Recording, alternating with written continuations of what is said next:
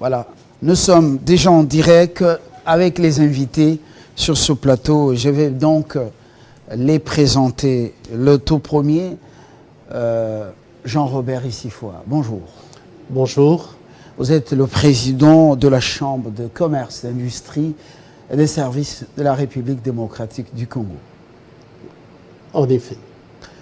Je reçois également la présidente, plutôt la diététiste générale de cette chambre, Madame Annie, qui est avec nous sur ce plateau. Bienvenue. Merci.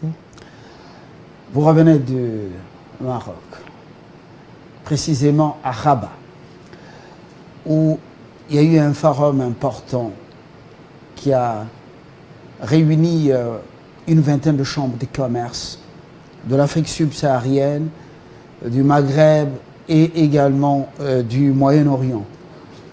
L'initiative, comment vous l'avez trouvée, vous, la Chambre de commerce, d'industrie et de services de la RDC, associée à cette rencontre des Marocains? Merci. Une initiative louable. Vous savez, maintenant, il ne faut pas quitter notre pays pour voir le nombre de forums qui s'organisent dans tous les sens. D'autres pays d'Afrique n'en sont pas du reste. Ils le font, ils s'organisent également. Et notre continent est en ébullition, comme vous le savez. Et chacun de nous, chacun des Africains cherche à voir à son niveau qu'est-ce qu'il peut faire de mieux pour son pays et pour son continent.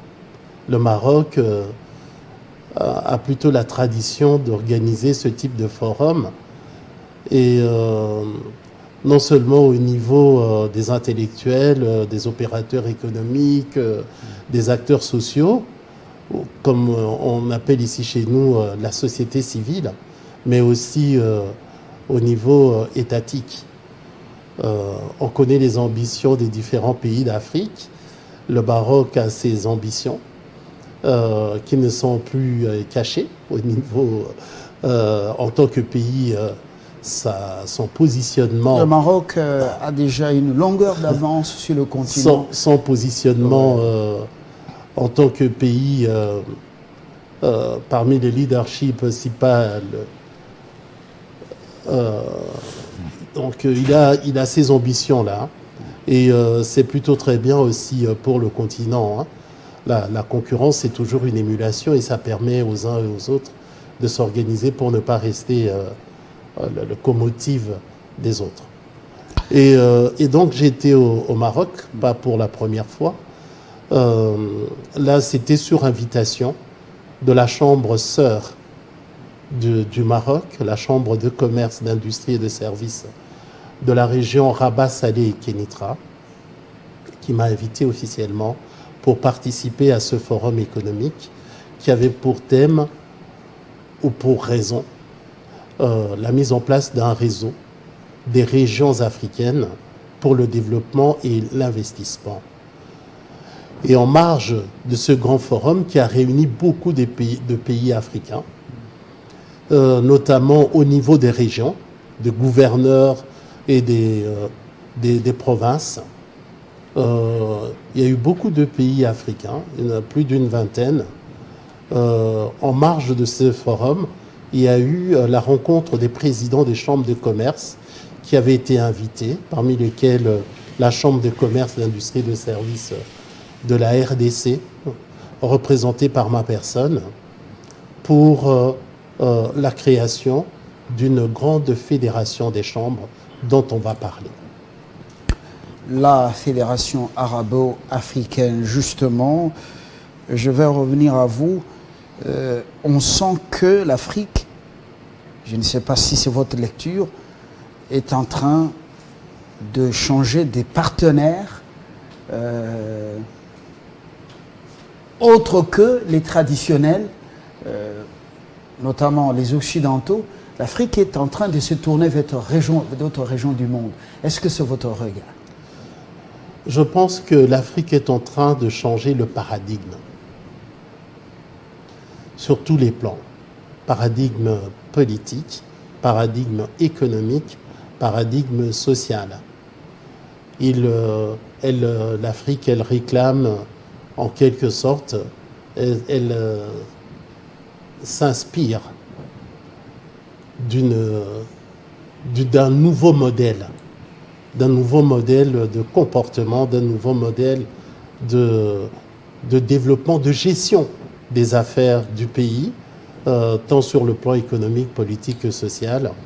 Et pour cela, l'idée prédominante, l'idée majeure, c'est de voir d'abord au sein de notre continent, entre nous, d'où les relations sud-sud, dont on parle de plus en plus, et on regarde ailleurs après.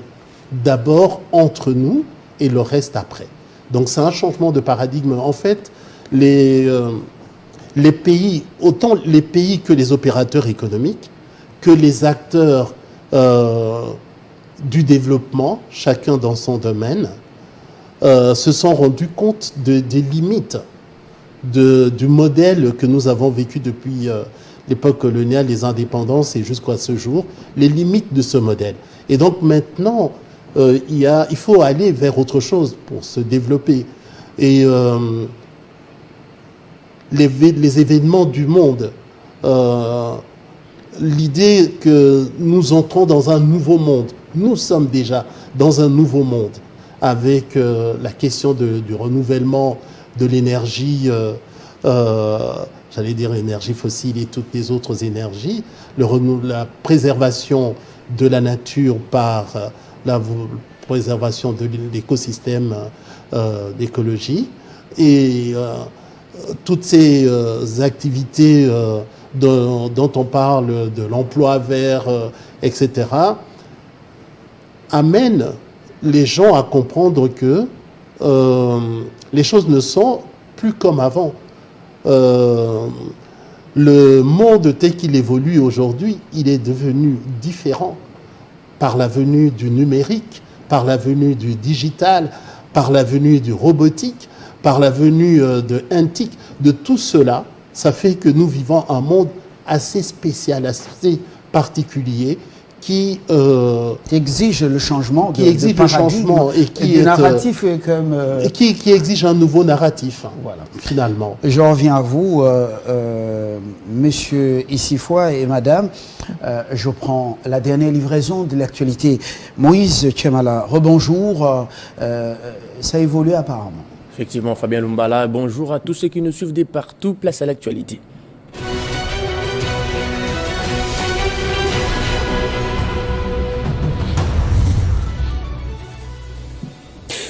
Pénurie de carburant, le gouvernement congolais a rendu public l'arrêté ministériel portant fixation des prix des carburants terrestres dans la zone sud et ouest.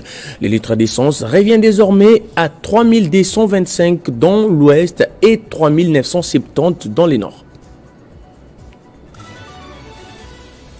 Et puis la Cour des comptes accuse plusieurs personnalités congolais, dont Deogracias Mutombo, ancien gouverneur de la Banque centrale du Congo, et Albert Yuma, ancien président du conseil d'administration de la GECAMINE, des détournements de plus de 25 millions de dollars américains. Jimmy Munganga, premier président de la Cour des comptes, l'a révélé ce lundi 23 octobre. Ces derniers sont interdits de quitter les pays jusqu'à nouvel ordre. Et puis crise à l'Assemblée provinciale de Kinshasa, les députés provinciaux de Kinshasa sollicitent les bons offices de Christophe Mbosso pour les règlements du conflit à l'APK. Les élus provinciaux de la ville ont rendu visite ce lundi 23 octobre au speaker de la Chambre basse du Parlement en sa qualité de président de l'Assemblée nationale et président du Présidium de l'Union sacrée. Ces élus sont venus lui exposer les tenants et les aboutissants de la crise qui perturbe les climats de travail au sein de l'Assemblée provinciale. Et bien à l'international, Emmanuel Macron est arrivé ce mardi en Israël pour marquer les soutiens de la France. Il va rencontrer cet après-midi son homologue israélien Isaac Herzog. Mais avant son arrivée, le ministre chinois des Affaires étrangères a dit lundi à son homologue israélien que tous les pays avaient les droits de se défendre lors du premier appel entre les hauts diplomates de deux nations depuis l'éclatement du conflit. Et voilà qui est tout pour cette dernière livraison de la minute d'information. Mesdames, Messieurs, merci à vous de l'avoir suivi, mais l'actualité reste en continu et en temps réel sur Télé 50. Retrouvez toute l'actualité en continu sur www.tele50.cd.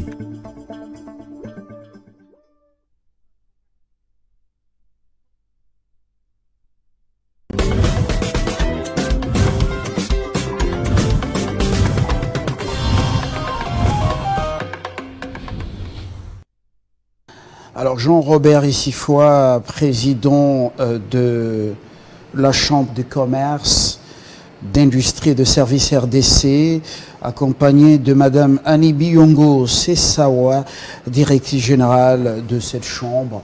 Je suis d'abord avec vous. Madame va prendre la parole. On revient d'abord à Rabat. Changement de paradigme, changement de narratif. Le monde bouge. La géopolitique, la géostratégie, les affaires, transition énergétique, vous avez fait allusion à ça, je résume un peu. Également, changement de partenaire, parce que le partenaire avec le monde occidental a étalé ses limites. L'Afrique est en train de se tourner vers d'autres partenaires. Mais la particularité dans ce que vous faites et vos homologues africains, maghrébins, subsahariens, c'est que vous voulez que les Africains fassent les affaires dans leur pays et soient maîtres de leurs économies et de l'entrepreneuriat. Ça accroche, Jean-Robert. C'est cela, en fait. Parce que l'idée du forum économique, c'était quoi? Le forum, les promoteurs, les initiateurs de ce forum ont voulu mettre en place un cadre de concertation, un cadre de rencontre d'abord, de concertation et d'échange entre, d'une part, les officiels, ça veut dire les autorités politico-économiques, d'une part, et d'autre part, les opérateurs économiques ou opérateurs privés, les mettre ensemble pour faire la promotion du développement des régions africaines. Et cela, faire la promotion des régions africaines. On pourra entrer dans les détails, mais l'idée, c'était cela. Et cette promotion de développement et d'investissement des régions africaines devrait se faire, en leur entendement, dans un cadre, dans un esprit de partenariat et de solidarité africaine. Et de solidarité. Ça veut dire que on doit regarder les choses avec un prisme à l'africaine, en fait. On doit se savoir et se reconnaître comme étant des frères. Et ce mot-là, de frère, a circulé quand on était dans les couloirs. Ah, bonjour mon frère, comment allez-vous mon frère? C'était vraiment convivial, avec l'esprit qu'on était entre nous. Quel que soit le pays d'où on venait, on était entre nous. Et il y avait cette ambiance chaleureuse, conviviale, entre les participants, en se sachant frères les uns des autres. Donc voilà. Et l'idée aussi, c'est la prise de conscience. La prise de conscience du fait que l'Afrique a des valeurs. L'Afrique a des talents. L'Afrique a de la richesse. L'Afrique rend riche les autres pays, les autres peuples, les autres continents. Il est temps maintenant pour que nous puissions nous assumer et prendre les choses en main. Et c'est pour cela que beaucoup de pays, des régions qui étaient présentes, ont pu témoigner. Il y a eu des projections, des images, des films pour montrer les réalités de telle région, de tel pays. Ça a été le cas aussi pour la RDC. Pour notre pays, c'était presque incroyable les images qu'on voyait de nos chutes, de nos forêts. Donc, bref, vous avez vendu autrement le Congo à Rabat face aux différents entrepreneurs, en fait, aux différents hommes d'affaires africains et puis, voilà, arabes. Et arabes. Et donc, c'était ça l'objectif. L'idée, c'est vraiment de rassembler les régions autour d'un idéal, d'un objectif de promouvoir le développement et l'investissement entre les pays africains. Mais l'objectif, c'est de développer une diplomatie parallèle entre les régions des pays africains. Pourquoi? Mais parce que pour éviter les lourdeurs, on sait très bien comment fonctionnent les institutions étatiques lorsqu'il s'agit d'une relation bilatérale ou voire même d'un pays à un autre. C'est lourd. Et donc c'est très lourd. Oui. Et donc les organisateurs et initiateurs ont trouvé que collaborer directement entre telle région, la région de, je ne sais pas, de Bandundu, la région de Kasaï ou Katanga, ou au Katanga, Équateur, etc., directement avec telle région du Maroc, par exemple, de Rabat, Casablanca ou Marrakech, directement, par le biais des gouverneurs. Là, on les appelle des présidents de région. Oui.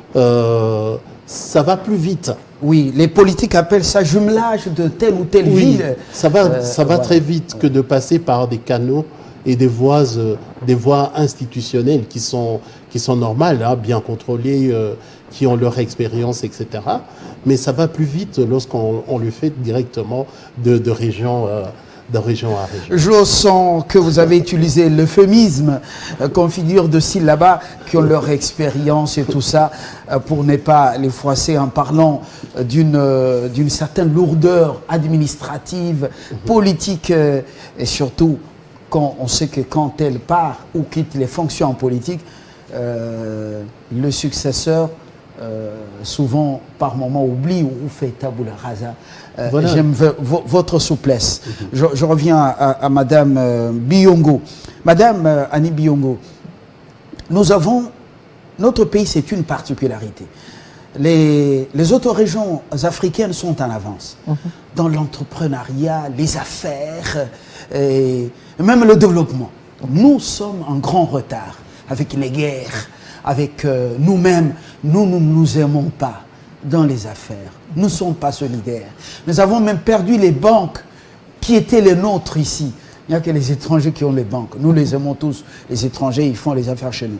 Alors, quel exemple vous allez tirer, quelles leçons vous allez tirer, par exemple, des frères marocains ou ceux d'autres pays ou du Moyen-Orient, quand chez nous, ceux qui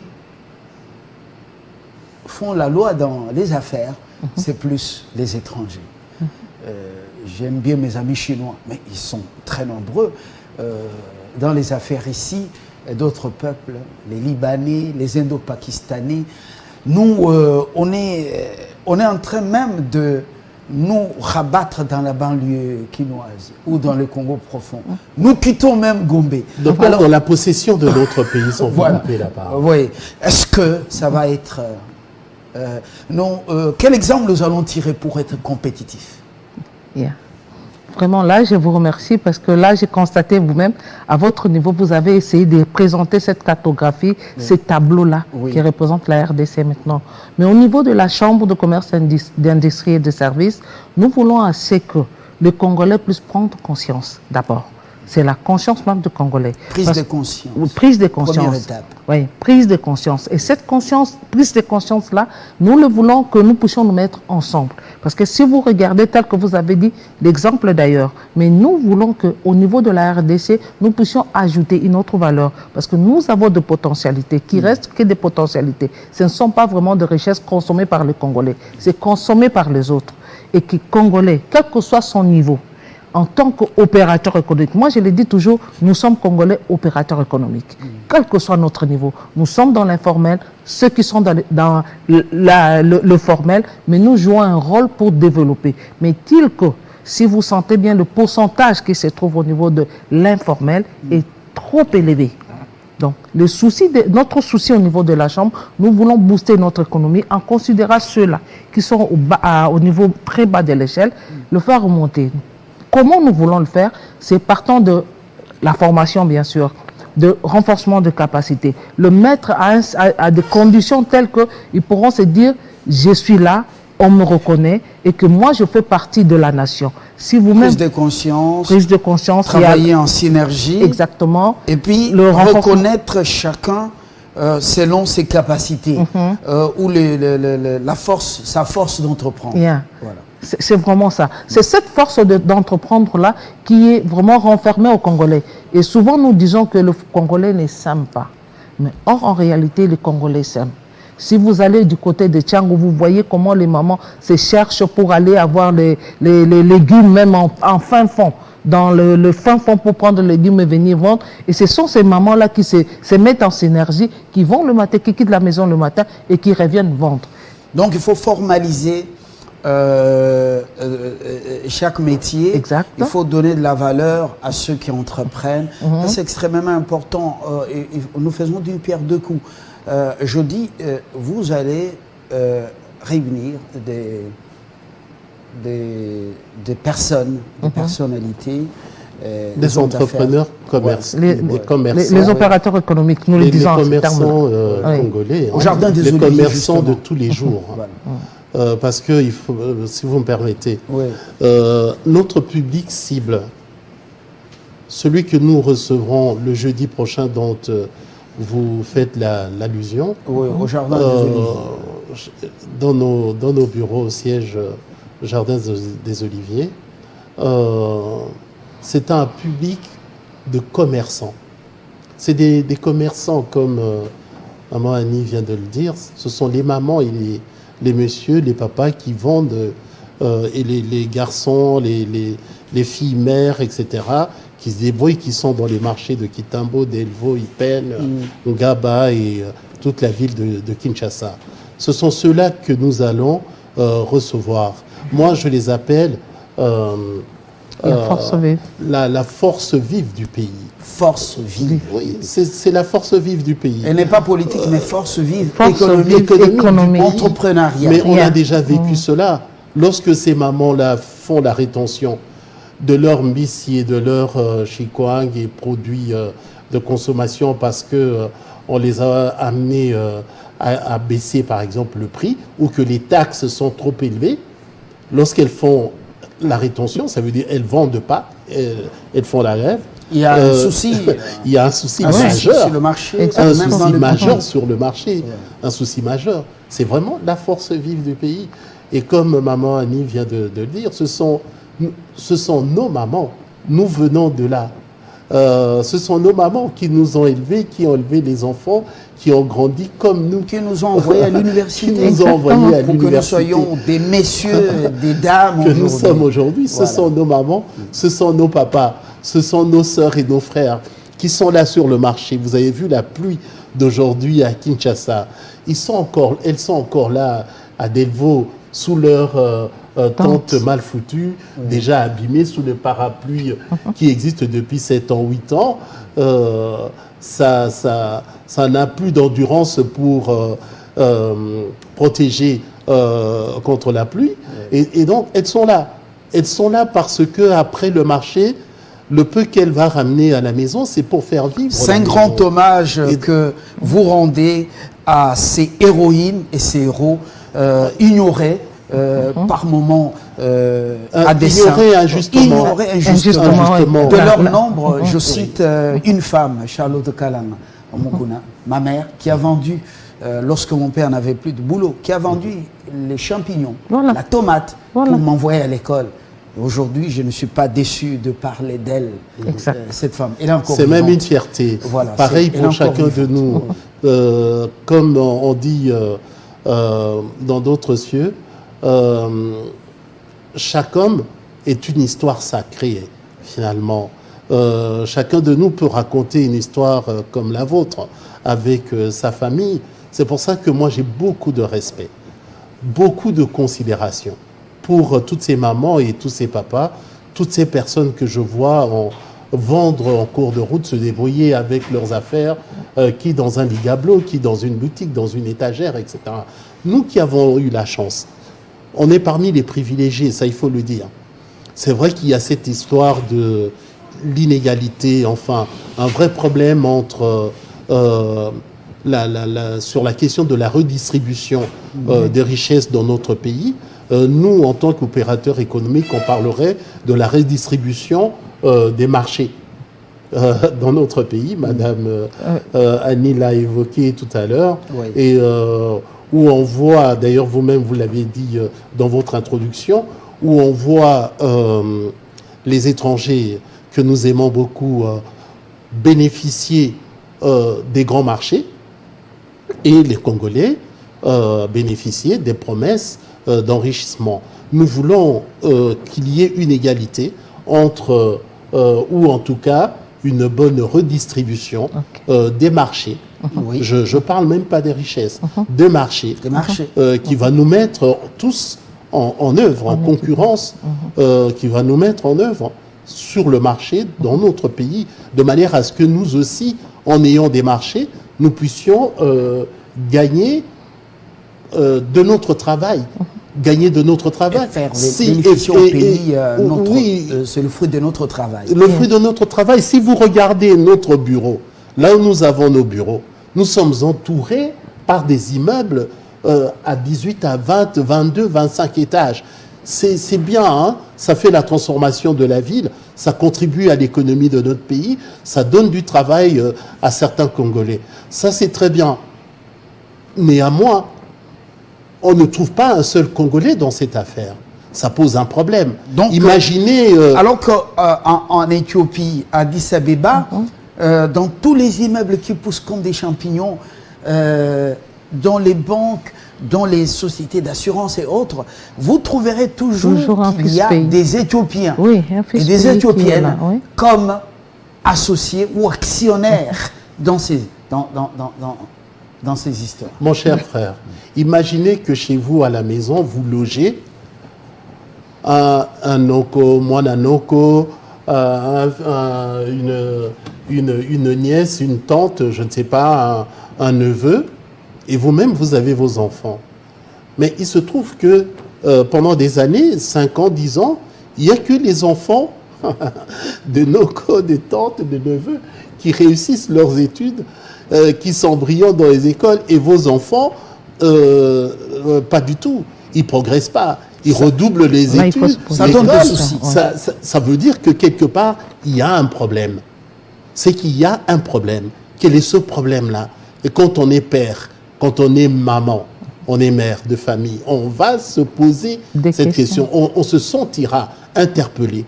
Et donc, il faut, à ce moment-là, prendre, se lever et prendre des mesures stratégiques adéquates qui permettent aux enfants de se retrouver. Je vais revenir à vous. Maman Annie Biyongo, ils vont venir au Jardin des Oliviers jeudi. Vous allez leur dire quoi, concrètement? Rappeler les problèmes qui sont les leurs. Qu'est-ce qu'ils viendront écouter? Ils vont croiser qui exactement? Au niveau de Jardin des Oliviers, là, c'est une activité que nous le dénommons l'opportunité d'affaires. Opportunité d'affaires. Et là, ça va réunir toutes les couches.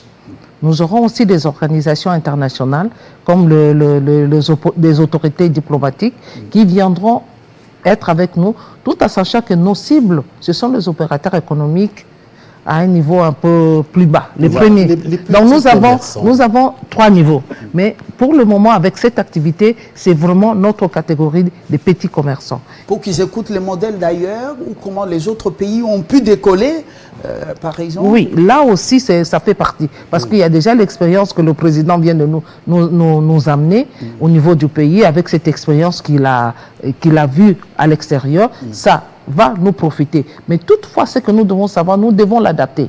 Ce n'est pas que quand nous écoutons ailleurs, nous le mettons directement. Nous allons essayer ensemble avec ceux-là, parce que la Chambre travaille en fonction de commissions. Il y a commission commerce, il y a des sous-commissions aussi, agro-industrie et tout. Donc, ceux-là, ils vont se réunir et nous allons voir ensemble dans le jour à venir. Donc, ce n'est qu'une occasion qui crée une synergie, une occasion de changer, c'est de changer aussi avec les autres, découvrir aussi ce que font les autres.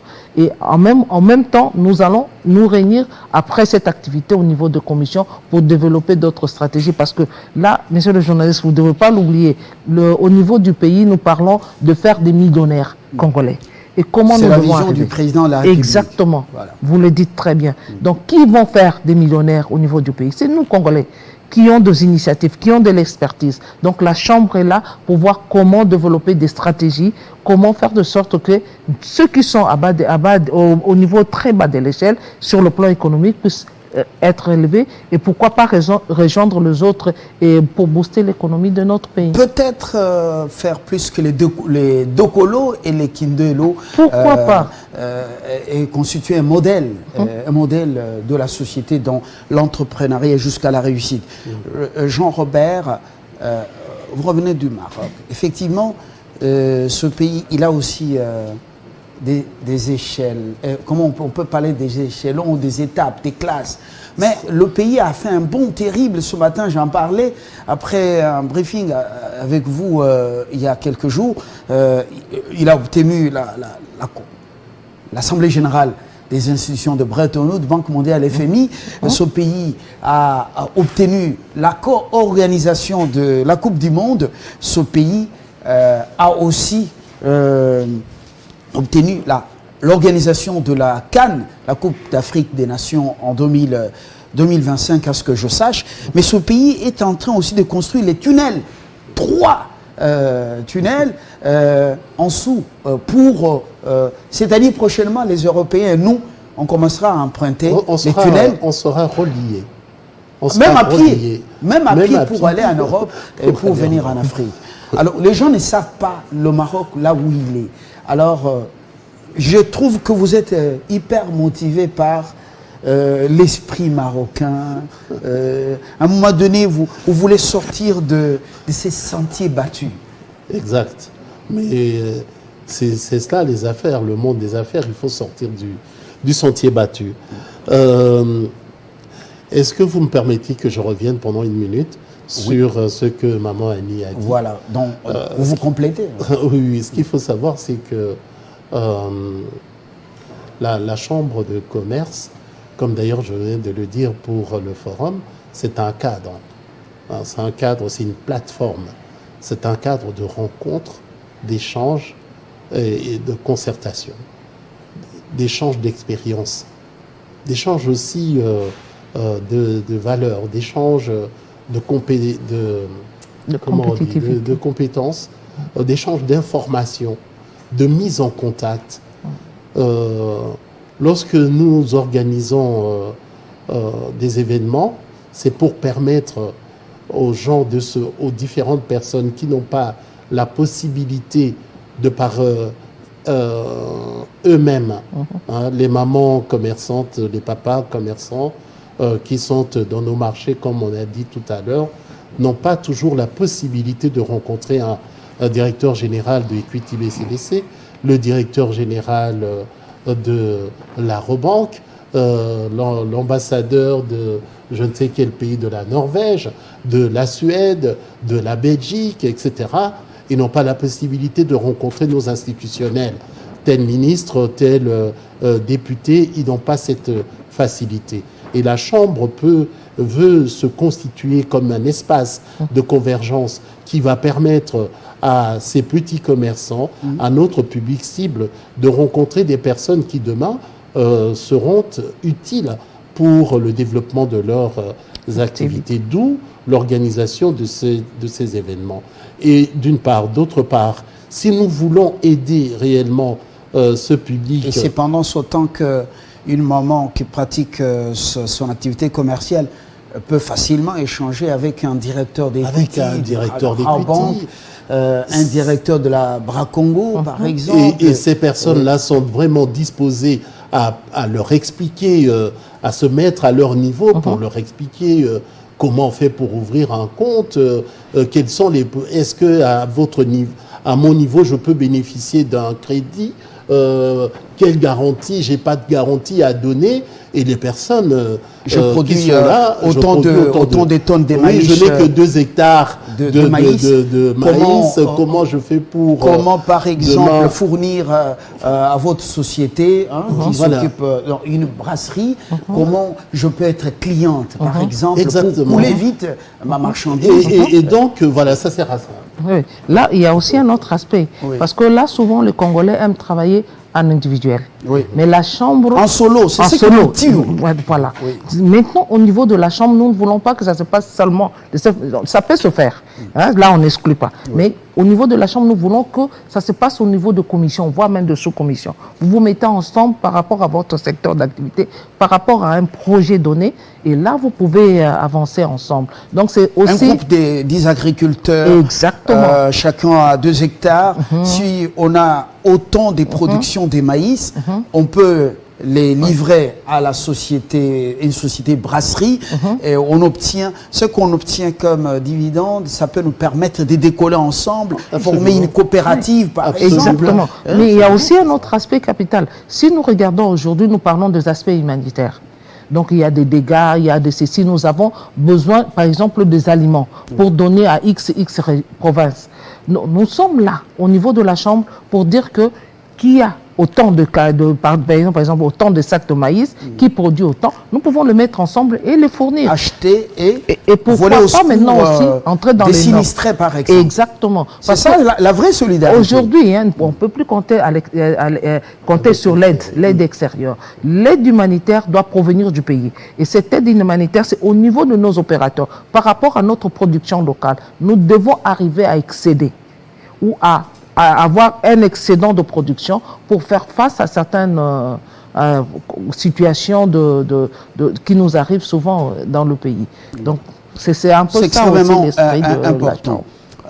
Il y a quelques années, nous étions à Entebbe, au palais présidentiel. Museveni, pour une audience de 30 minutes, nous a pris 3h45 minutes. Il parlait du Congo.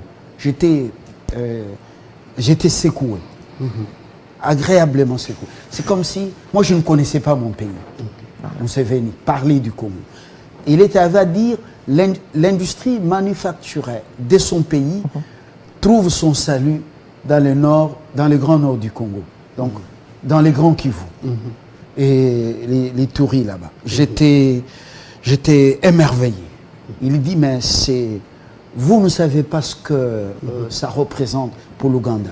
Alors, Jean-Robert, est-ce que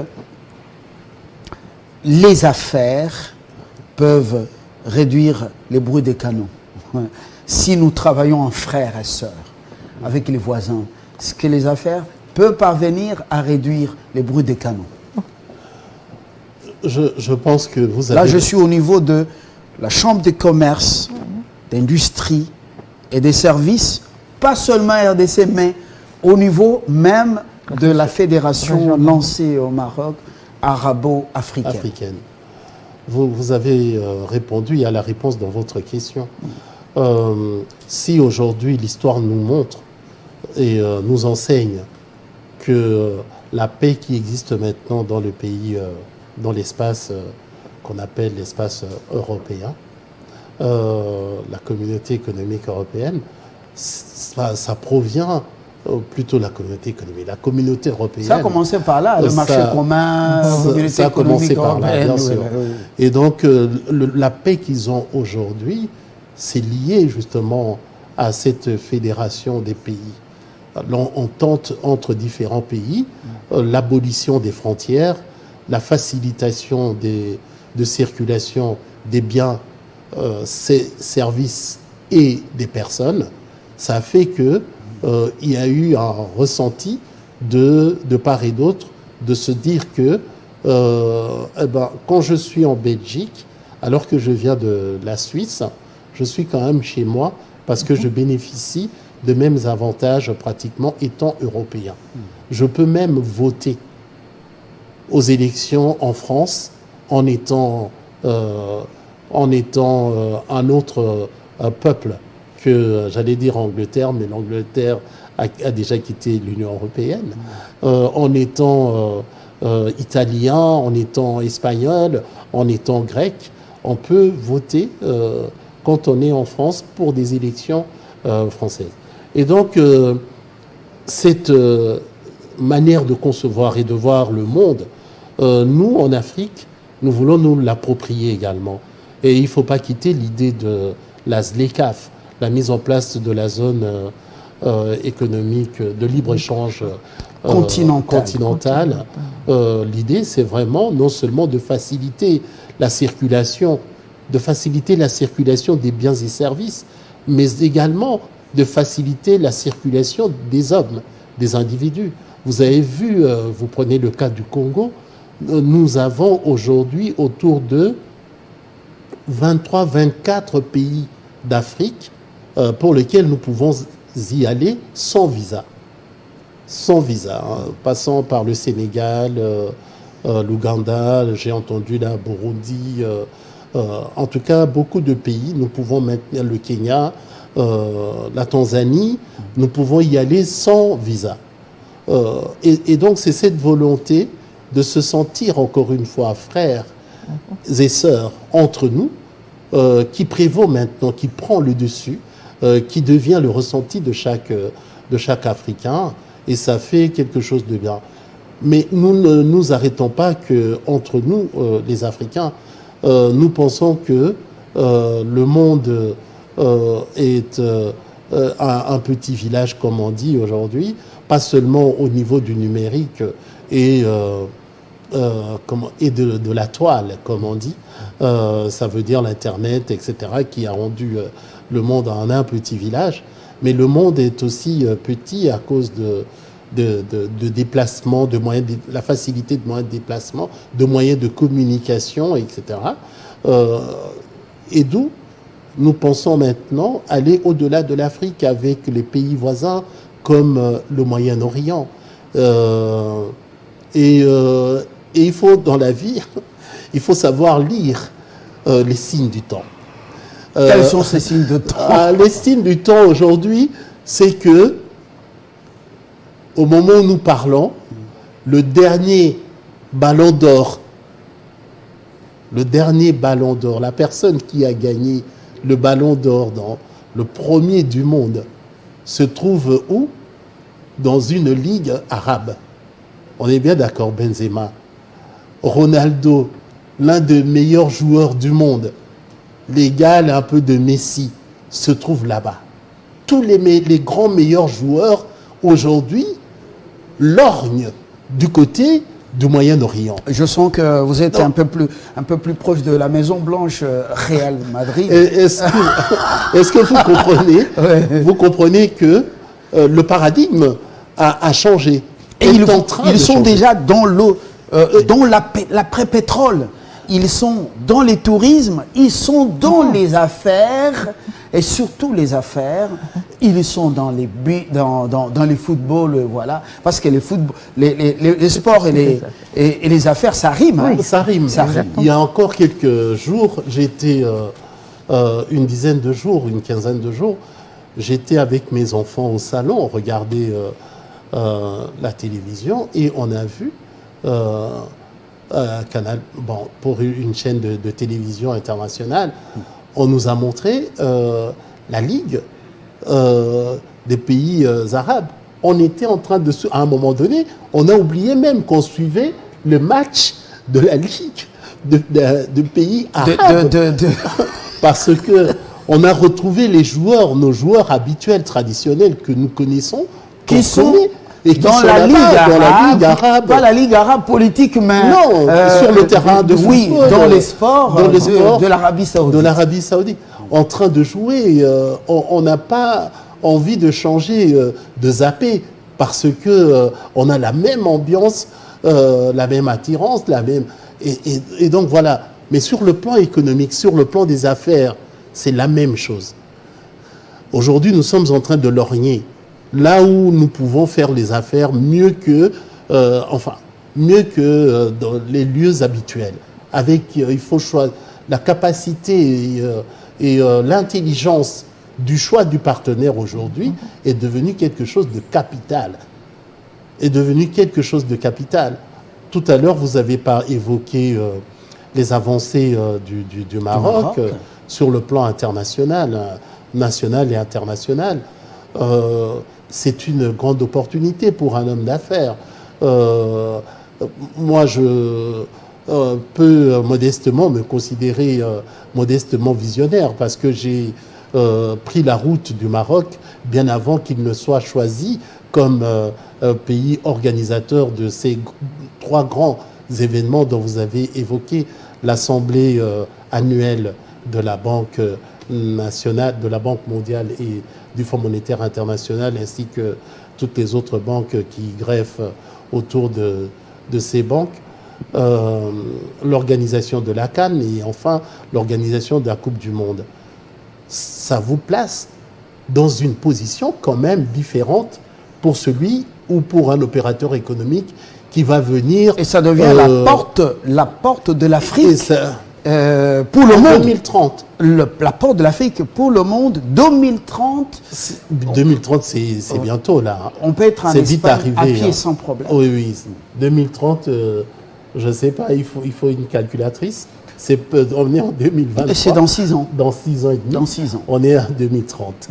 Et donc, voilà, on a 3 tunnels qui vont nous amener. Un tunnel pour les passants, pour les humains, les voyageurs, etc. Un second tunnel pour les marchandises, les véhicules, tout ce que vous pouvez imaginer. Et le 3e tunnel, c'est un tunnel de réserve qui va servir en cas de panne technique ou un problème quelconque dans un autre tunnel. Et donc, mais c'est quelque chose qui a déjà commencé.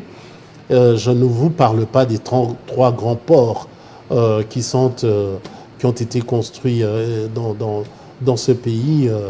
Mais je veux dire que un opérateur économique qui a déjà mis ses pieds au Maroc, qui a déjà pris des contacts, qui a son petit réseau avec les hommes d'affaires de là-bas, les institutions de là-bas, parce que, comme tous les pays, ils pensent à leur population, mais il y a aussi des avantages pour tout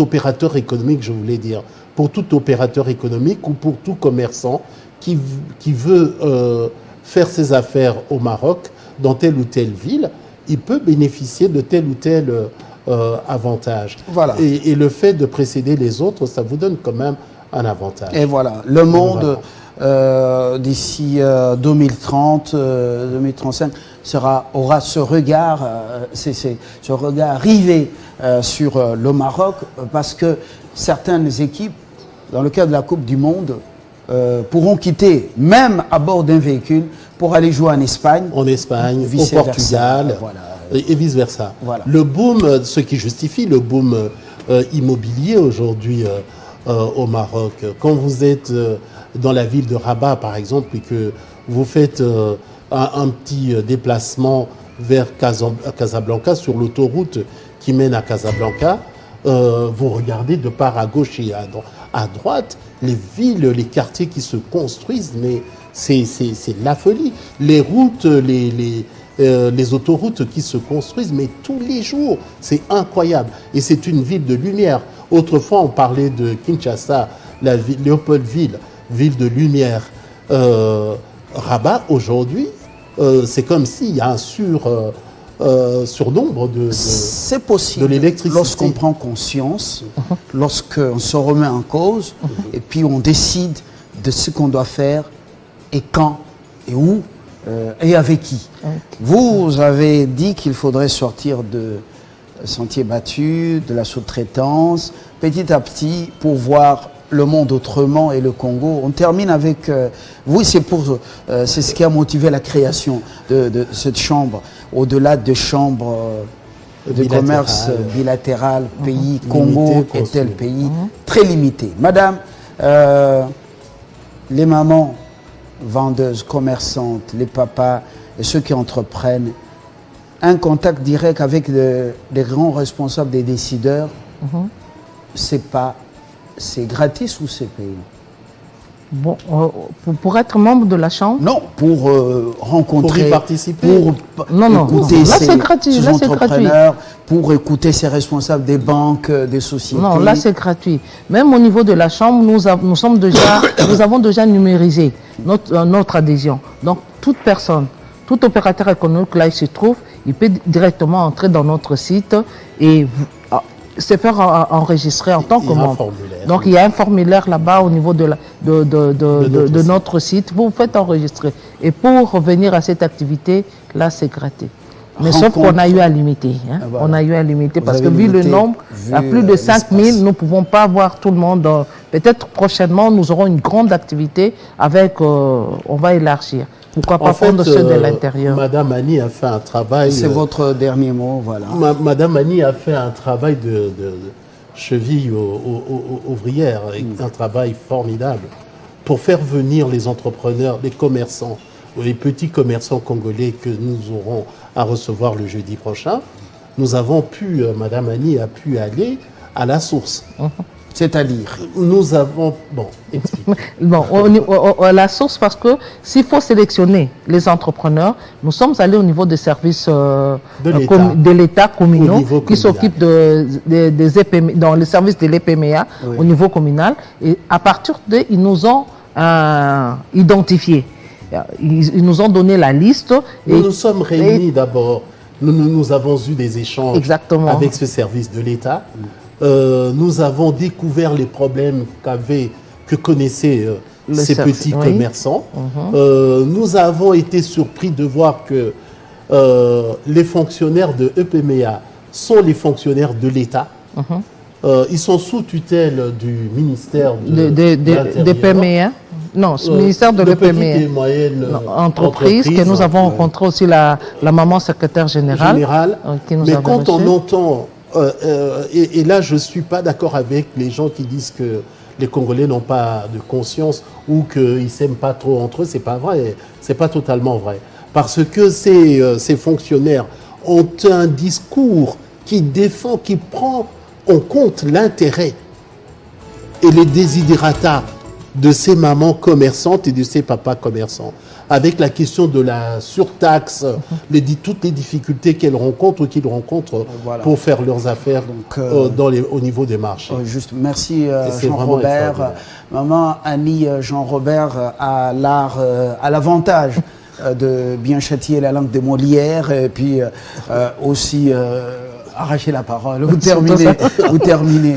Vous avez eu les listes, le répertoire de ces mamans et ces papas qui font les activités commerciales, qui entreprennent, et puis vous avez identifié leurs problèmes.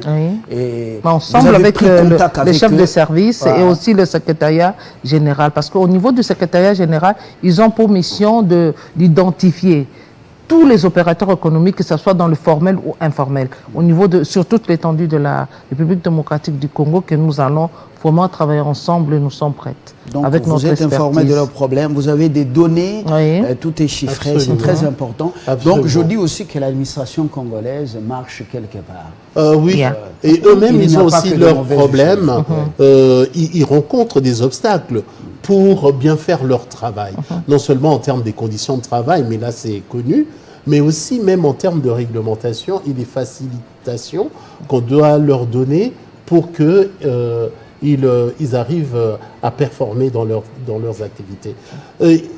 La rencontre de jeudi prochain va nous permettre de mieux comprendre les préoccupations réelles de petits commerçants et de voir ensemble, au-delà de l'événement de jeudi, on aura des rencontres localisées, sectorielles, on aura des rencontres sectorielles, maintenant pour monter des projets pour...